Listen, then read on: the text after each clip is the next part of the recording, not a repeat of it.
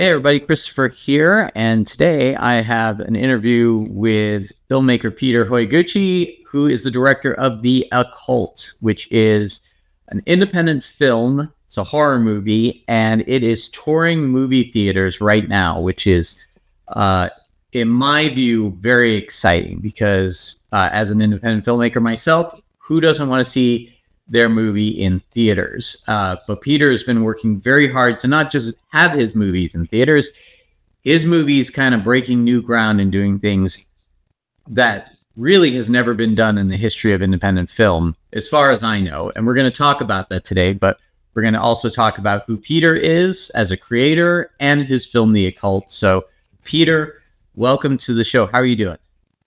I'm good. How are you? I'm excellent. Thank you so much for being here. This is, again, very exciting for me, seeing what you're doing, touring your film, driving from city to city. But again, before we get into that, why don't you tell my audience a little bit about who you are and what The Occult is as a story, as a movie?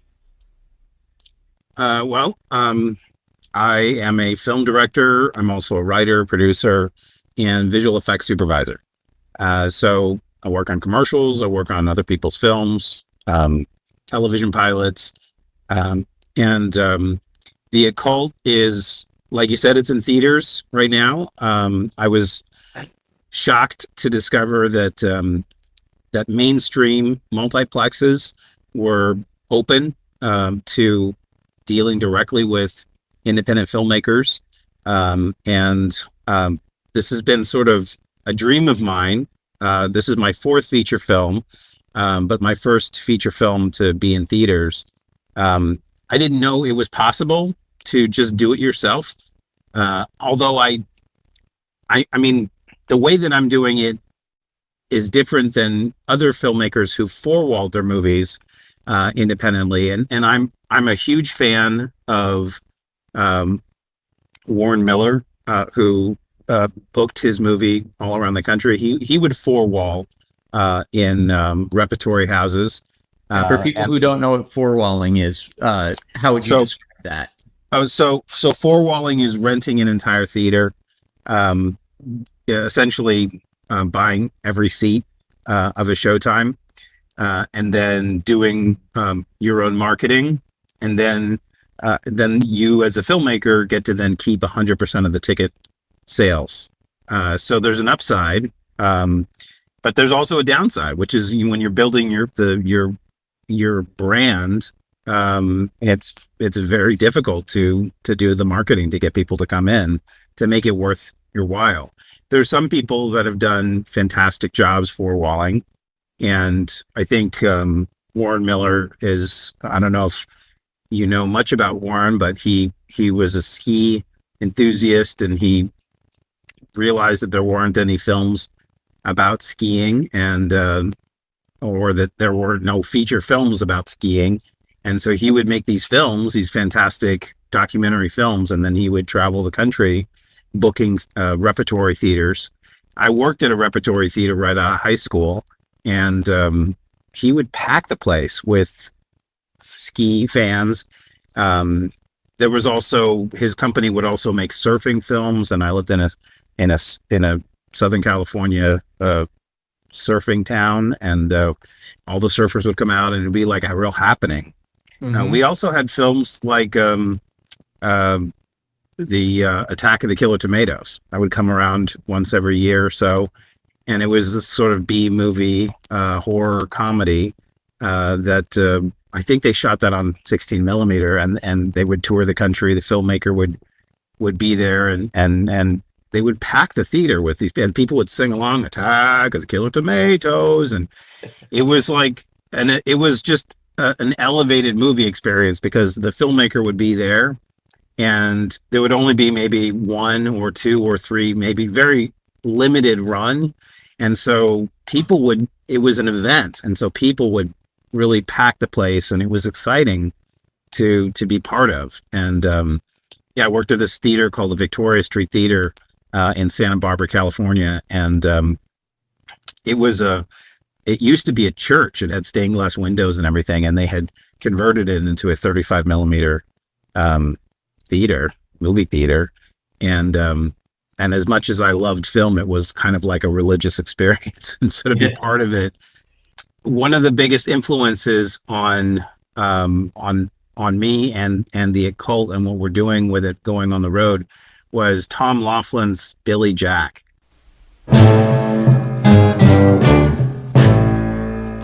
I'm going to take this right foot and I'm going to whop you on that side of your face.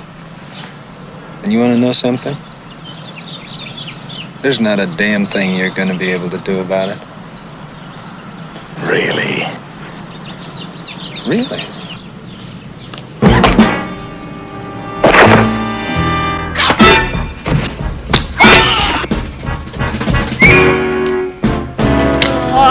And that was in the early 1970s. He was an action star. He wrote and directed and starred in this film called Billy Jack. And the film was made and financed by Warner Brothers.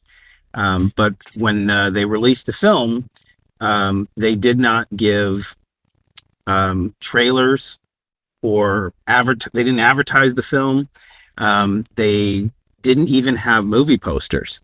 So they sent the 35 millimeter, the studio, Warner Brothers sent the film in reels to the theaters without a trailer, without marketing, without a poster even. And so nobody came to the movie. And so Tom Laughlin, in this historic case, he sued Warner Brothers for breach of contract because they didn't advertise the movie. And so in this lawsuit, he won like $5 million and the rights to own the movie. And so he decided to release the movie himself. Now the theaters didn't want the movie because they said, well, we got the movie already and no one came. So we're not going to air it. We're not going to show it again. Mm-hmm. And so then what he did was he four-walled the film. And he did something that had never been done before, which is he made local commercials and put them on local television for where the movie theater was playing the movie at. So I know that sounds crazy, but up until that point, they didn't have, they would have national commercials for movies, right? But they wouldn't buy time on local network affiliate stations to advertise a movie. So he was the first one to do that, and it worked really successfully. And there was like lines around the block, and it made more money actually than any other studio movie in 1970. I believe that's the case. It was one of the top movies, if not the top movie. And he ended up making like 3 or 4 sequels, these Billy Jack sequels. And they're like these action, low budget, grindhouse kind of movies that he's the star of. He's kind of like a vigilante, basically, and like a hippie vigilante. And but he started out four-walling the movie, and then it became so popular that theaters would do this split with him, and he released the movie with no distributor. And it was a gigantic success. But he toured the country with his movie to start with, and he started getting more and more theaters, but he booked the movies himself as the writer, actor, director, producer, and star of the film. Anyway, that was a kind of an anomaly, but it showed that what was possible. And there are other films that had some kind of success doing that. But the rise of the multiplex in the late 70s and 80s, and then up till today, became really what we know as the movie theater experience. Prior to that, movie theaters would have one screen, mm-hmm. and then one marquee, and they would show a bunch of movies, but it was one screen, one movie at a time. And but the rise of the multiplex, these theaters would have multiple screens, and they would play many movies all at the same time. And Hollywood was creating so much content that they'd be able to fill those screens, and they would call it block programming, where they would block out weeks or months ahead of time, mm-hmm. and in some cases a whole year. So a theater would have no room for an independent filmmaker, because they would have, and the way that the studios would negotiate with these theaters they would say, well, if you want the next Star Wars movie, then you're going to have to take all the 20th Century Fox movies, and some of them that maybe that they don't even want, but they would be forced to take it if they want Return of the Jedi, or they want the next Marvel movie, or they want the next Lord of the Rings movie, or Harry Potter movie. And this is the way the studios would be able to negotiate to have movies pack out those screens. And pretty much monopolizing those screens so that everyone else was shut out.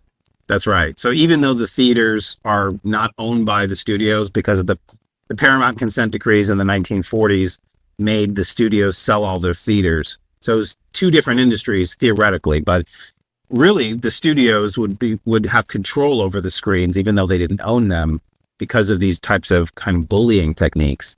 But what I discovered was right after COVID, that the Hollywood system was producing a lot less movies, and most of them were kind of going to the streaming services, and not even going, to the theater. So less movies, and the movies that were in the theater would have these very short and truncated windows of exclusivity before they ended up, like for instance, How to Train Your Dragon. That just came out like 5 seconds ago, and now it's on streaming. And so, why would you pay, for you and your family to spend all this money, $100 or whatever, to go see How to Train Your Dragon in the theater when it's playing for free on your screen at home? And so if you just wait a little bit, you can see it at home, and you probably have a nice system at home. And so why not? So there are fewer people going to the movies because of that.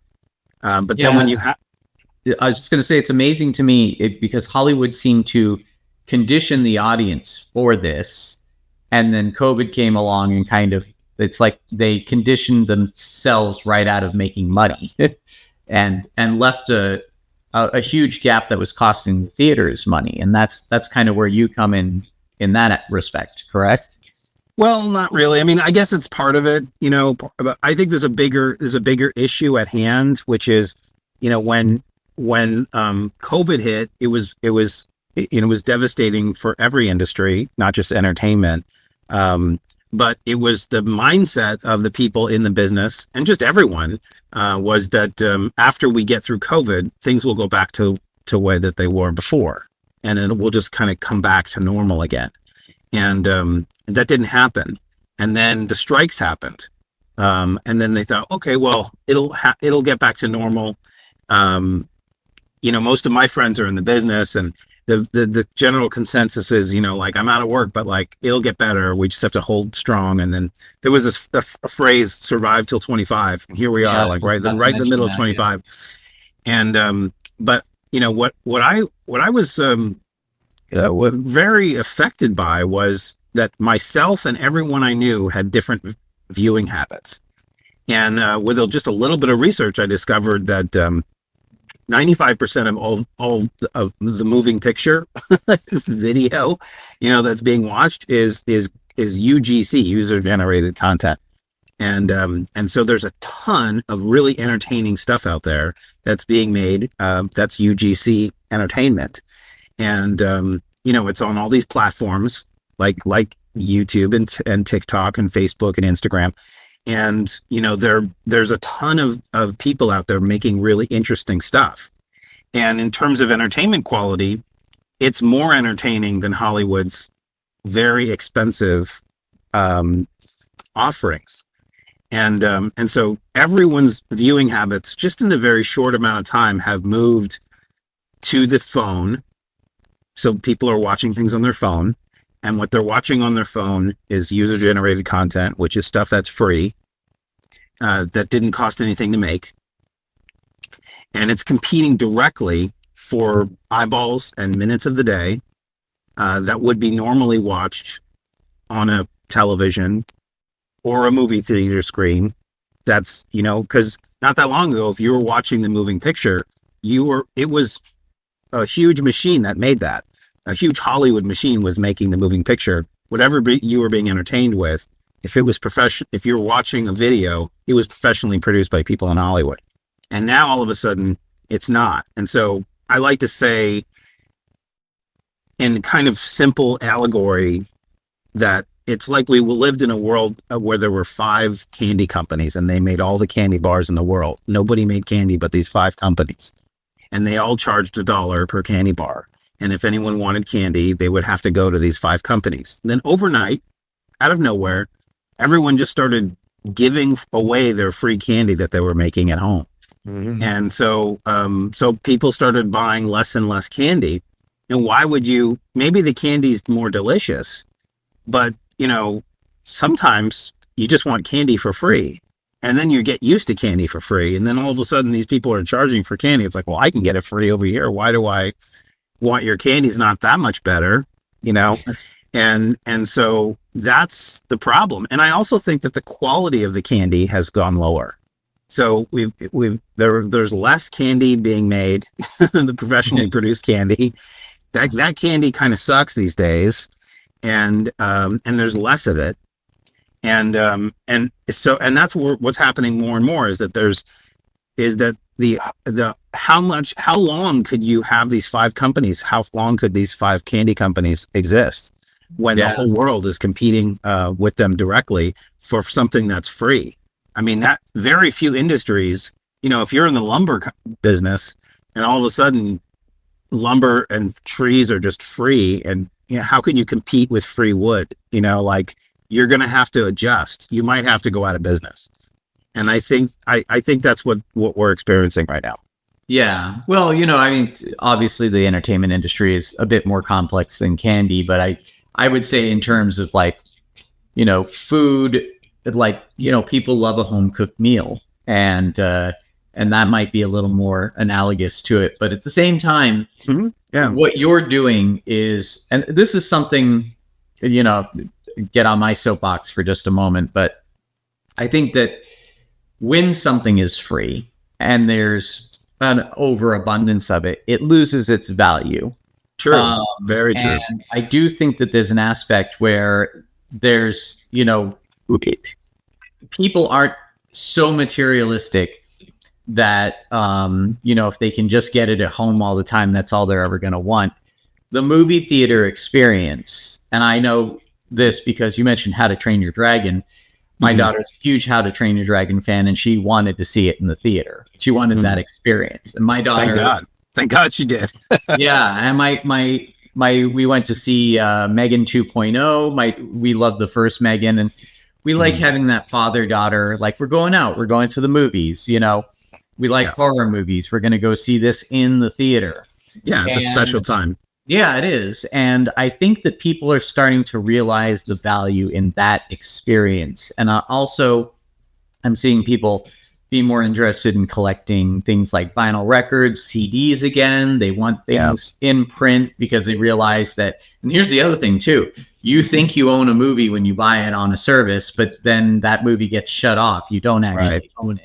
Yeah. And they're being re-edited. They're being censored in ways. People are realizing that there's value to having that experience at that particular time rather than just surfing through a menu and what am I going to watch tonight? I saw a meme that was a joke. It took me an hour to find the movie that I'm going to fall asleep to in 5 minutes. Right. If you're at home on the couch, that's usually what happens. But if you're invested, if you're in the theater with a crowd, you're zoned in and you're having a good time. And I think this is what you're finding people, especially after COVID, where we were all forced to just be at home watching stuff. People want to come out. They want to see this. And you are packing theaters. And I just talked to Shelby Schultz of Look Cinema. We talked about you a little bit, and all the work you're putting into, the example you gave. You're doing kind of the same thing. You're advertising locally, both through physical means and through targeted ads on TikTok, that sort of thing. You're packing the houses, sometimes double booking. You got lines. Yeah, I've seen it. You've documented this. You go to your YouTube channel and you go to your... When you're saying double booking, I mean, what's happening, and it's happened a few times now, is that I have a 75 seat theater or a 90 seat theater, and I've filled it up. So then what the theater has done, because I'm only playing multiplexes, or not only, but mostly I'm playing at first run movie theaters. In fact, I've only played at first run movie theaters, and most of them have more than one theater, more than one screen. And so I've been able to fill two auditoriums where the movie's playing simultaneously in two auditoriums. I would love to get up to 3. That would be great. Yeah, but that's the thing. It's like you book the theaters, like you get one theater. So many people show up, they've got to open up a second theater for you to accommodate that. I mean, that's crazy. I mean, crazy in a good way. And it's a sign, I think, that what I'm predicting is true. And maybe it's a little bit of wishful thinking, because this is what I've been wanting to see for ages. I've been wanting to, not that I want Hollywood to collapse. That's not it. I do want Hollywood to be making good movies, but this is, for me, a step in the direction of entertainment being decentralized, but also, you know, still being able to offer that experience beyond just clicking through a menu at home. And but anyway, and you know, the fact that it's a horror movie, horror is very universal.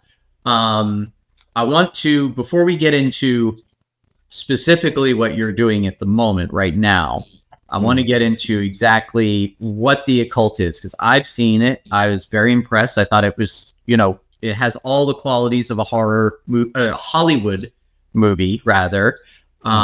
It's a very unique horror movie, very unique themes.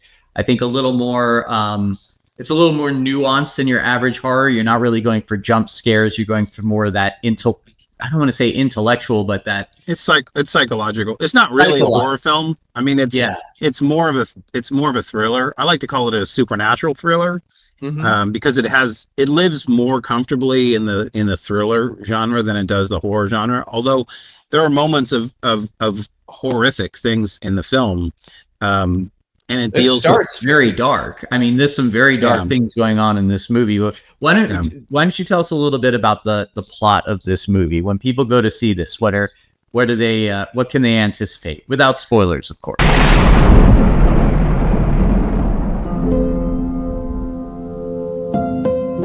Hey, you made it. Made it.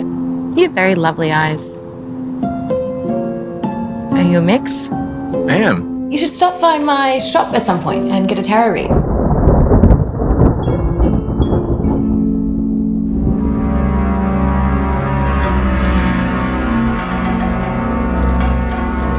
Hello. Are you a mutt? I feel like we've had this conversation before. No, I don't think so. Yeah. Shuffle the deck and I'll get you that popsicle. Oh.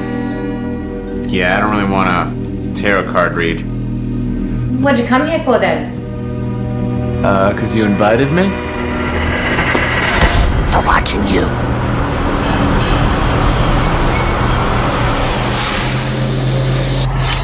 A woman in a green dress is going to offer you your dream job. That's really specific. How does this card tell you that a woman in a green dress is going to offer me my dream job? Better be careful. What? I think I saw Elmer Fudd running around here earlier. It's rabbit season, you know. Have you met Uncle Walter? Lily, my granddaughter. He took my brain, he turned it inside out and back outside in. She looks like an angel, but she has a little devil inside. Wanna draw with me? Is that your church? Yeah.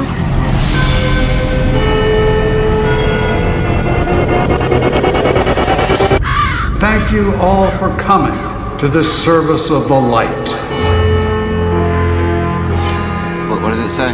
It says that we're soulmates and I'm going to have your baby. And they eat babies. You need to have Jesus in your heart. Are you seeing anyone other than me?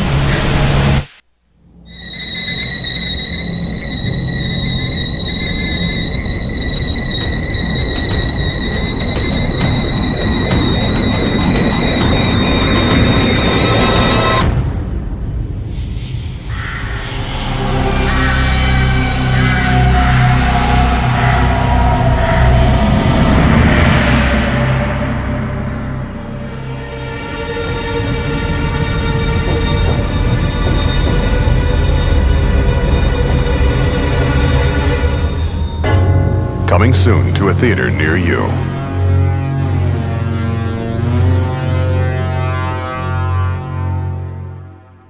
Sure, it's a love story. Ultimately, it's a love story gone horribly wrong. And it's about a guy who falls in love with a fortune teller who is a very seductive, sexy, quirky girl, and but she's actually a psychic for real, and she knows about his past, present, and future, and reads tarot cards and opens up a world of the occult to our hero, who's just not really a believer, and he's certainly not ready for it. That's for sure.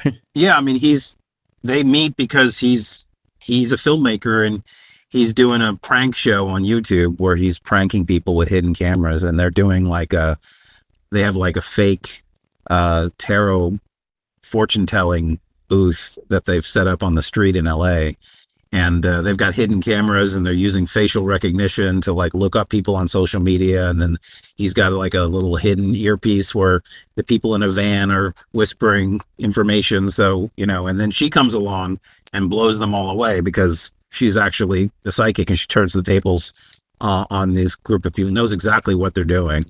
And so freaks them out, and then seduces our hero, who's the sort of director of this YouTube show called The Pranksters, and kind of leads him down a very circuitous, dark path that leads to the most horrific thing you can possibly imagine. Yeah, well, it's like I said, I don't want to give away too much, but I do want to say to the audiences, it does get dark. It gets very intriguing, which I think is, again, a lot of horror movies are just going for the jump scares, or they even kind of don't take themselves seriously enough where you're just kind of rolling your eyes. I know that the audience reaction to this has been, people have come out like really stunned at the experience that they've had. And, that's been in itself, it's fueling this, and it's been, not only that, but the success you've had with this so far, you've been drawing together other filmmakers who are trying to similar things. You created Cine Road Show, where you just had a roundtable with some other filmmakers who had their stories similar to yours. Yeah, I mean, I had taken last year. I went on the road, and I went to 10 states, and I was booking in first run movie theaters, and I had never met anyone who had done that before, so I was sort of just doing it for the first time. And then I thought, I had so much success with it. I thought I need to share this with my other filmmaking colleagues. So I did create with my editor, actually my editor of The Occult. We created a masterclass that is called Cine Road. And you could go to cineroadshow.com and you can check it out. But it's a standalone masterclass you can take. It's lectures and worksheets and things like that. There's education modules, and you can take it at your own pace. It helps with like negotiating as well. Yeah, like all the aspects. Yeah, it goes into like how to find a theater that be open to you booking your movie in, how to negotiate like a 50-50 split. How to do your own marketing, how to then leverage that to sell to other movie theaters. The more success you have in screening, like the first screening is best to do like in your hometown or in the town that you live, where a lot of people can come out and support you that were probably in the movie or help make the movie. And then with that success, then the next step is going to a place where you don't have that many people that that can, then you're just marketing to strangers. And then there are different techniques that I learned along the way, and I'm still experimenting. I'm still on the road. I'm still touring. I'm still trying different things. And like in a few weeks, I'm going to be in Dallas. And I don't know a soul in Dallas. I know one guy in Dallas, but it's like, I don't know anyone there, and I've never spent really any time there, but I'm going to be there for 2 weeks, handing out flyers and promoting. I'm already running ads on TikTok there. And so, and I'll have 2 screenings. I'll have a Thursday night and a Friday night screening. And now then this is with Look Cinema, right? Yeah, that's with Look Cinema. And then I've been invited to go to there'll be my first film festival which is the Crow River Film Festival in Minnesota, right outside of Minneapolis. Now that's an interesting thing. I've never, for this film, I have not entered my film into any film festivals. And the reason for that is because there are now last year there were 4,000 independent feature films that were submitted to Sundance. This year there was 4,500. So 500 more. So you can't, it's impossible to watch that many films. Well, also you're bringing your film to the fans. You, like I said, with the targeted ads with TikTok and that sort of thing. Like when people show up for one film, they're zoned in. They show up for a film festival, again, with so many people screening at film festivals. Yeah. You may not find your audience no matter how good your movie is. Yeah. But I've been to film festivals where no one shows up. Like four people in the audience. I'm like, I was in a film festival in France. I went all the way to France. There was like 7 people in the audience. I was like, really? I came all the way here to show my movie to 7 people. But it was still the best film festival experience I've ever had. Even though I didn't win any awards, I just had a great time hanging out with filmmakers, and being in France and Marseille and everything was wonderful. So I love film festivals. I'm not, I don't hate film festivals, but right now I think that film festivals need to adapt and change their philosophy, their modality, in a very significant way in order to remain relevant, because there last year 4,000, this year 4,500 feature films entered into Sundance. So they're not watching all those films. So the problem is if you're not with CAA, or you don't have Brad Pitt in your film, in your indie film, then most likely you won't be seen. You could have the best movie in the history of movies, but if no one's seeing your movie, then you've spent this money, on entering all these film festivals. It's expensive to enter into film festivals. And then you're waiting around, and then you get rejected. And it's like, why did I do that? Like, no one even saw my movie. How can you can? So that's the problem. We have an overabundance of feature films. They're being picked up for no money, put on streaming with no advertising behind them. You might as well make a movie, put it in a bottle, throw it into the ocean, and hope someone finds it on a desert island to watch. Because that's what it's like. There's so much content on the internet, and you're not going to get into a film festival most likely because there's too much competition. So I felt like this was the only thing I could do, and I was just pleasantly surprised. I went to CinemaCon last year, which is only really meant for the major studios and the theater, the movie theater industry. Yeah, 5,000 people come. Yeah. I was going to say, this is like Comic-Con used to be. It was just vendors and the publishers and the artists. And this is just the studios taking their offerings to the movie theaters, while they're also looking things at like popcorn machines. And smoothie machines and different types of candies and stuff like that. Yeah, it's a convention for movie theater owners. It's international. And so it's 5 days, and each night Warner Brothers will have Monday, and then Tuesday it'll be Disney, and then it'll be Paramount, and they'll show their clips. There's a theater in there in Caesar's Palace. It's like 5,000 seats 5,000 people, and it's packed with people who run movie theaters.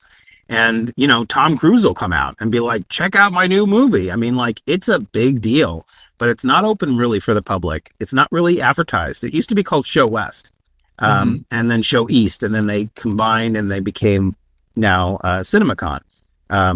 But I just had this feeling that because Hollywood wasn't making as many movies, and because the windows for exclusivity for the theater were shrinking, that the theater owners might just be interested in hearing a pitch directly from a filmmaker. So I went with my flyers. Here's my flyers. Because my movie is about tarot cards, I have these flyers that I've made. I have thousands of these. And so it looks like a tarot card, feels like a tarot card, but I don't know if this is backwards, but it says the Occult, and then it says, coming to a theater near you, and a QR code. So I found the goodie bags before they were given out. I arrived early and I put them in each goodie bag, even though I'm not a sponsor of CinemaCon. And I also left them everywhere to be just discovered face down. And people have to, when they see this sitting at a Starbucks, just one card sitting on a table face down, it doesn't take but 5 minutes before someone has to come over and pick it up and look at it. And what is this? And then they scan it. And then that takes them to the occultmovie.com and they can watch the trailer and then, learn about the movie and everything and then register, and I can get their email addresses and everything. So I did what I was doing, around the country, but I had started it at CinemaCon. And after being there just a few days, so many people, when I would meet them at a party or whatever, this is parties all the time there, I would say I made this movie called The Occult, and they go, "Oh, I saw your card," and I was able to book my whole first tour at CinemaCon, and that was last year. That was last summer, and so then I came over the holidays. This last winter, I made the masterclass, started connecting with people, and I have students who've taken the class who now are on the road touring with their movie successfully, and getting press and getting noticed, and increasing the value of their movie, and withholding the rights, so not just selling the rights to streaming, because if your movie, we don't know if it's going to be successful or not. If a movie is sort of like a mystery, no one knows if the audience likes it or not, whether or not to invest money in advertising. Most likely it's just going to go on a streaming platform. No one will see it. It won't make any money and it'll just be forgotten, So this way, you're kind of testing an audience, you're proving the value of the movie. And so I'm really excited because I discovered something that I felt like is possible today, but it wasn't possible maybe 2 years ago.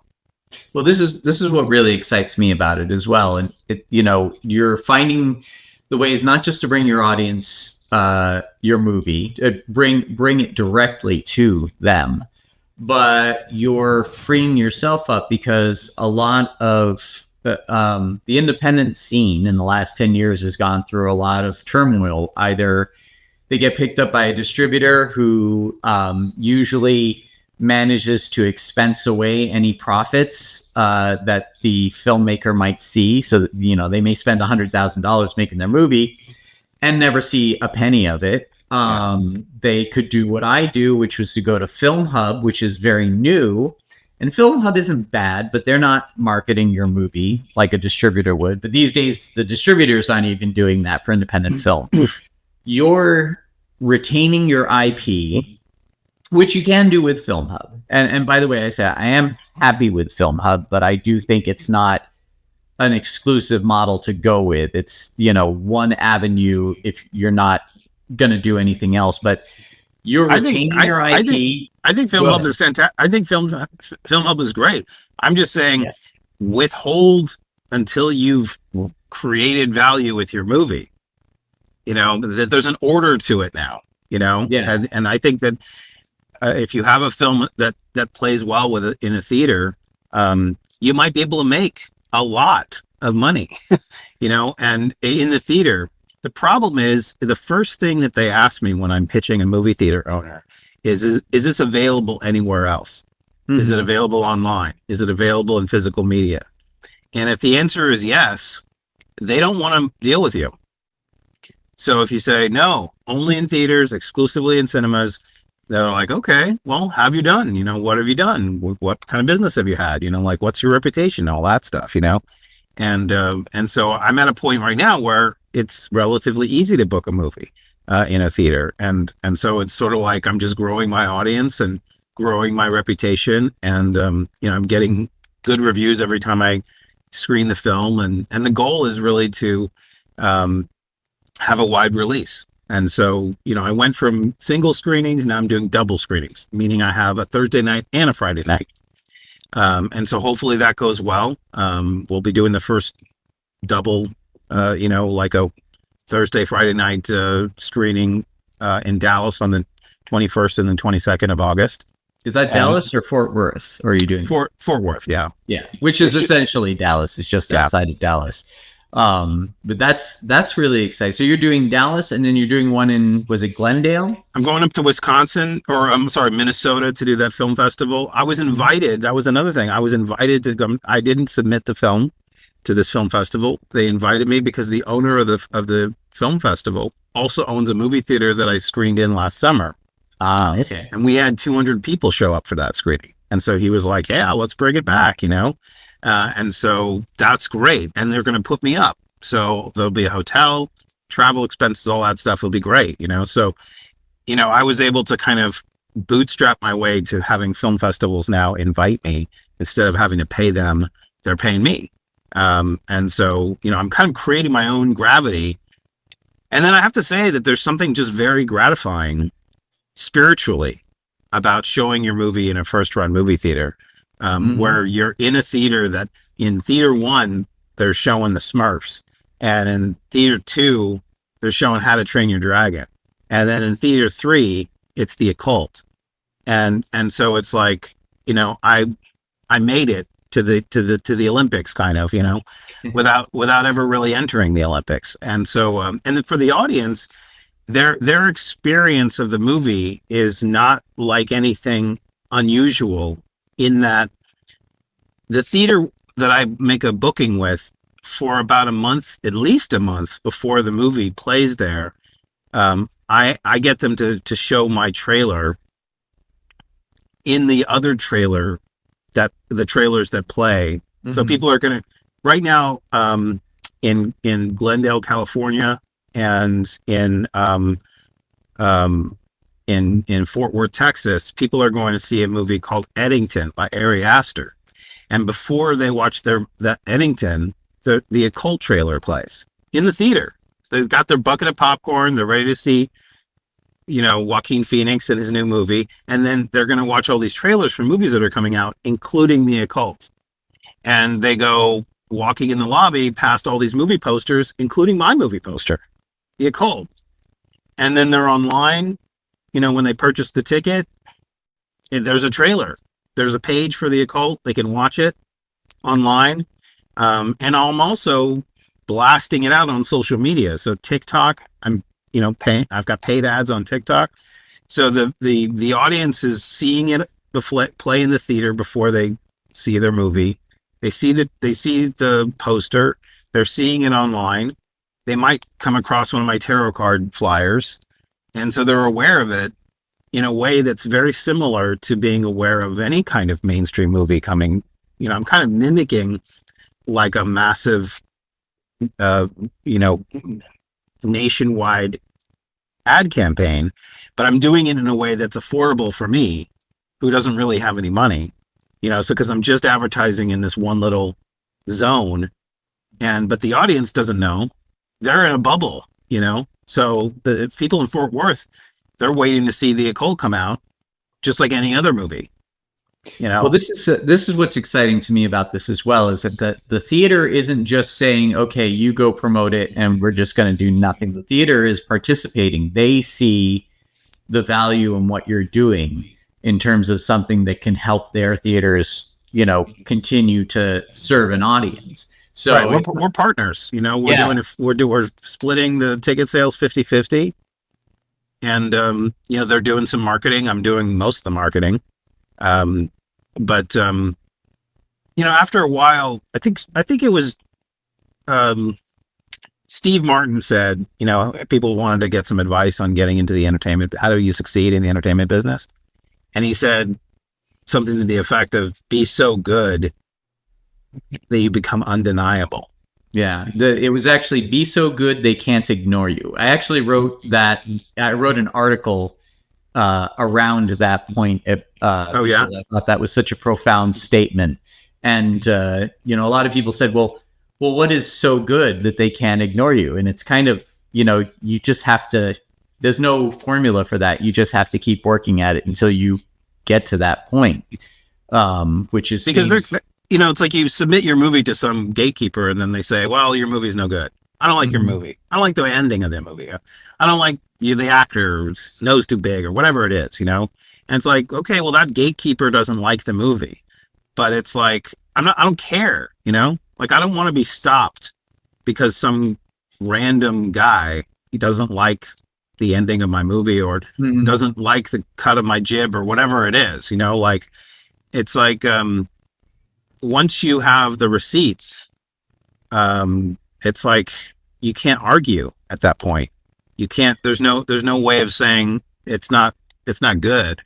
It's like, well, if I'm selling out houses and people love the film and I've got all these great reviews and everything, it's like I kind of go around the gatekeeper completely to just directly to the audience. And then it's like, okay, here's the proof is in the pudding, This is the I always say the audience is always right, and that's kind of an extension of the customer's always right, which if you work retail, people seem to think that means that the customer can come around and just dictate to the employees, what they're going to do. It's not what that means. It means in the context of the audience, they can't tell you specifically how to make your film better, but their responses are always going to be an honest one. And what you're talking about is, that's not just a problem in theaters or studios. I mean, you see that I can't tell you how many Facebook groups I've been banned from just because I was saying something that they didn't like, and I refused to, suck up to them. I'm like, wait, you're a Facebook group admin, like, you're going to ban me from your group? Fine. I'm going to, like you said, I'm going to go directly to the audience and get their reaction. And the reaction's been great. And this tour has had, you've been doing this for a year now? Has it been a little more than a year? Facebook kind of reminds me, they'll bring up a picture of last year and, oh yeah, I was screening the film last year. Yeah. Or it brought me to the CinemaCon, which is in spring. So now I was in the middle of touring last year. The middle of summer, I was probably in Indiana this time last year, but I've been to Florida, Wisconsin, Minnesota, Ohio, Iowa, Georgia, Michigan. Where else? Yeah, I mean, it's been a wild tour, and they all have something in common, which is they're all like sort of off markets. Like I haven't had a big market yet. And so, Dallas Fort Worth area is definitely the biggest market that I've so it's like, this is where the challenge is, smaller markets, it's a lot easier to advertise because not that much going on. So now I got to kind of cut through the noise of the big stuff that's happening in a big city and getting noticed. So we'll see if that works. Yeah, I think that's wonderful though, because those are a lot of markets that are ignored, or even, people in those areas, they almost feel like Hollywood hates them, or, Well, Hollywood does hate them. They have so much contempt for Iowa and Ohio and Wisconsin, Minnesota. I mean, they actively hate those people.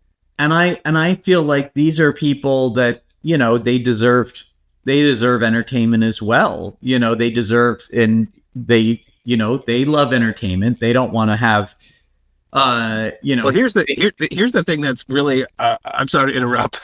the thing that, because I was born in Hollywood, my mom was in the business. I got in the business kind of because I was just born into it, raised in Southern California, and the sort of idea of middle of America, or anywhere that wasn't Los Angeles, it was just, people would laugh at them, that they were like stupid and hicks and all of this kind of stuff. There's a sort of elitism that I grew up with. And then when I actually go to these places, I'd never been. This is my first time to Ohio, my first time to Indiana, my first time to Wisconsin, Minnesota. Like, what I discovered is that everywhere in this country is identical. The people are exactly the same in New York as they are in Wisconsin and Minnesota. The same types of people exist everywhere. And, there's just larger percentages of these types of people in different states, but they're the same people, the same exact people.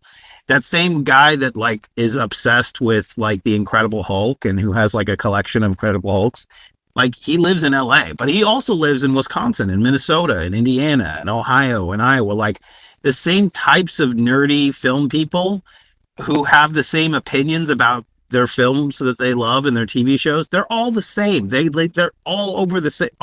Everywhere I go, the same people are interested in my movie, and they say the same exact things. It doesn't matter if it's a tiny little town in Iowa that only has a drive-in movie theater. I played at a couple drive-in movie theaters, and it's like the people who came out, they weren't like country bumpkins. Like maybe they officially are country bumpkins, but they act and behave and have the same references and everything as anyone in Santa Monica does, So that was the thing that kind of blew me away. It was like this sort of perception of what Americans are like is just wrong, like super wrong.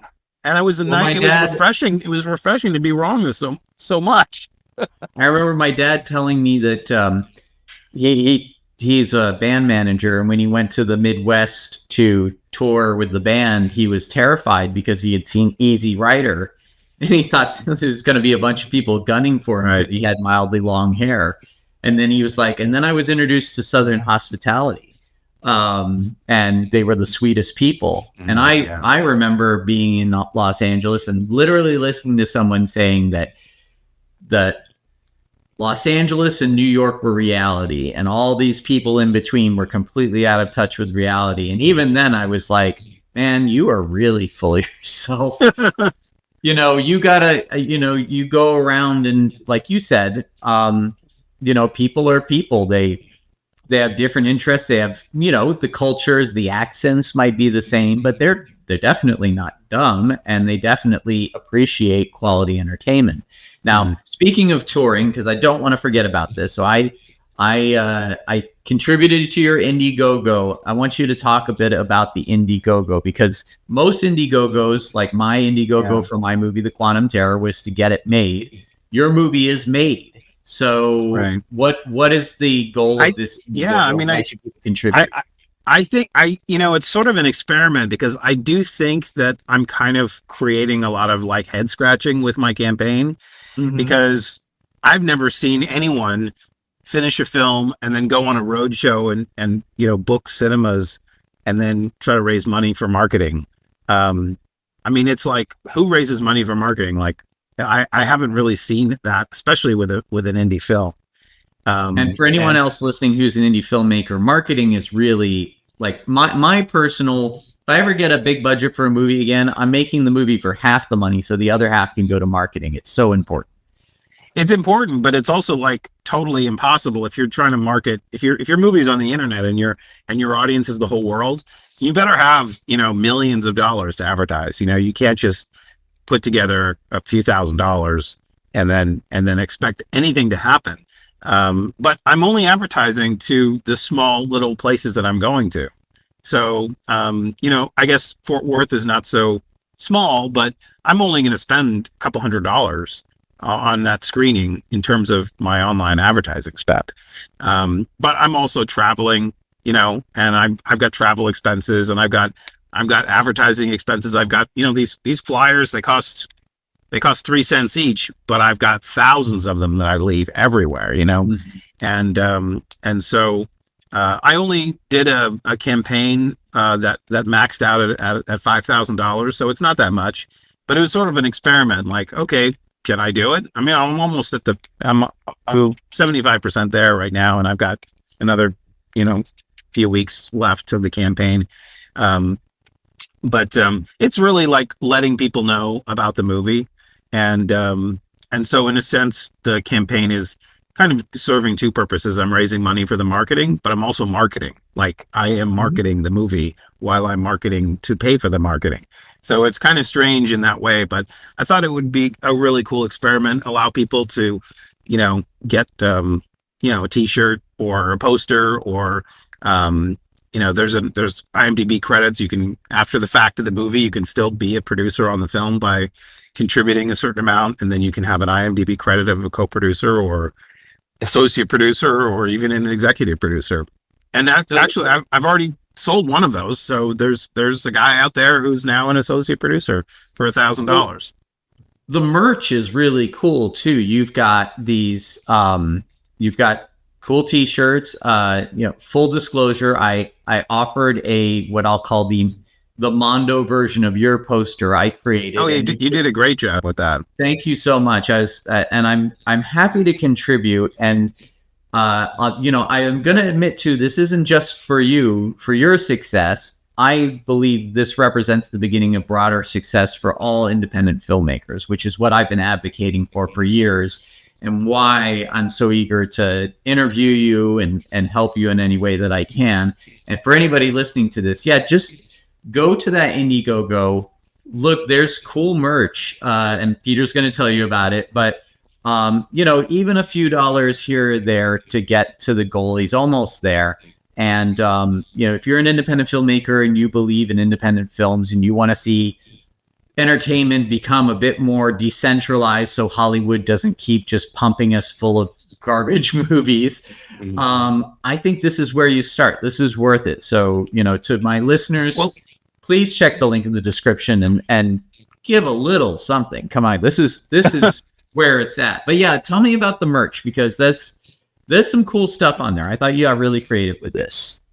Well, yeah, I'm actually making more money from the merch than ticket sales. I'm making, the most I made was $600 in a night, which is pretty good, because it's just t-shirts and stickers and fridge magnets and pins, and there's these little VHS boxes that I have that I stuff with little treasures and stuff. So that's what I really like. So people like that because it's like it really is a VHS box. There's just no VHS inside of it. So I'm not selling the movie. The movie itself, it will be available at some point in the future. But right now, it's important that I keep it just at the theater, just at cinemas, to keep it special. And to catch a screening is a rare thing. So if you find out that the movie's playing nearby, come out and check out the film. You'll be one of the rare people who get to see it, really. Eventually, if it continues to go well, then I'll raise a significant amount of money, not just $5,000, but $5 million, hopefully. If I'm going to go out to 2,000 screens, I'll need $5 million. So maybe this time next year, we're talking on another podcast, and I'm talking about the wide release of this film. So hopefully that's what happens. And like you said, it's my success with this film will not be just my success with this film, because the industry at large needs a solution to our business model that's broken. And the streaming is just not the way. It's got to be a part of the way, but it can't be the only way, because it devalues the value of the film. And going to the movie theater and putting down your phone and just concentrating on the film itself. You can't pause it. You sort of relinquish your control to the movie itself, and it's a totally different experience than having control over how loud it is or how quiet it is, or if you want to pause it and take a break. And the momentum of storytelling, it has if you walk away from a movie even just for an hour, and then you come back and it references something that's nuanced, you may not have picked up on that, especially because every 5 minutes you're getting some kind of alert that you've got to look away, and then you just are constantly being distracted. And so, for any movie that has any kind of nuance or depth to it, especially a mystery like mine is like a thriller where you're trying to figure out a riddle, and there's a lot of clues and a lot of twists and turns that you really have to pay attention to, or you have no idea what you've watched. You won't understand what the ending of the film is. And so it is an experience. You have to see it for 2 hours uninterrupted with a group of people. And and there's just something, you cannot replace that experience. And so each theater, each performance, that I do, I make sure that there's enough people in there that you're having an experience with a full house. And it's great to hear the laughs when it's funny. There's a lot of comedians in this movie. Most of them are comedians, actually. So there's good laughs in this movie, and the whole audience laughs. And then when there's some shocking moments, and the whole audience gasps. And it's great to have that vibration that you're in this room and everyone's feeling this at the same time. It's really important. So the cinema experience is really important, and it's something that I'm championing just beyond just my movie. It's like cinema itself. Well, I think that's a great place to wrap up, a really good conclusion. I'm excited about this, and I want to see this succeed. So to those watching, I hope you'll be a part of this, because this is a matter of being a part of it. So Peter, thank you. Is there anything else you want to say before we wrap up? Although that was pretty good, I gotta say. Yeah. Coming to a theater near you. Those are great words. All right. Well, thank you so much, Peter. And thank you everyone for listening. I'm going to be back soon with hopefully with some other filmmakers who are following Peter's lead. So we're going to keep this momentum going. Thanks for watching, and we'll catch you next time. Thank you, Chris. You're welcome.